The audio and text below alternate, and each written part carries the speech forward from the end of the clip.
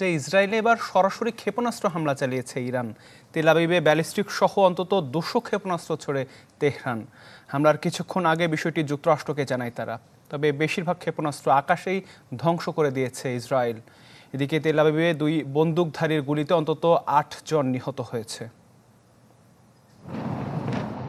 লেবাননে ইসরায়েলের স্থল অভিযান শুরুর পরই খবর রটে যে কোনো সময় দখলদার ভূমিতে হামলা চালাবে তেহরান। এ নিয়ে তেল আবিবকে সতর্ক করে ওয়াশিংটনও, যার 24 ঘন্টা না পেরোতেই ইসরায়েলে মুহুর্মুহু ক্ষেপণাস্ত্র হামলা চালায় ইরান। এতে ইসরায়েল জুড়ে জারি করা হয় জরুরি অবস্থা।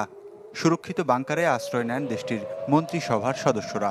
নাগরিকদের নিরাপদে আশ্রয় নেওয়ার আহ্বান জানায় ইসরায়েলের প্রতিরক্ষা বাহিনী IDF।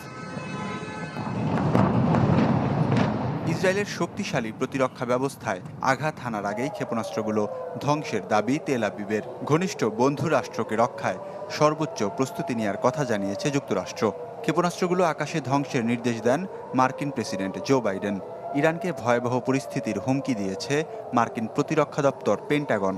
আর ইসরায়েলের প্রতিরক্ষা বাহিনী IDF জানায় তেহরানকে উচিত জবাব দিতে প্রস্তুতি চলছে।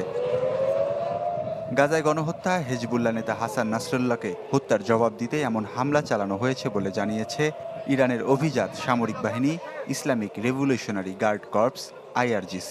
প্রতিক্রিয়া দেখালে আরও ভয়াবহ হামলার হুঁশিয়ারিও দেয় তারা।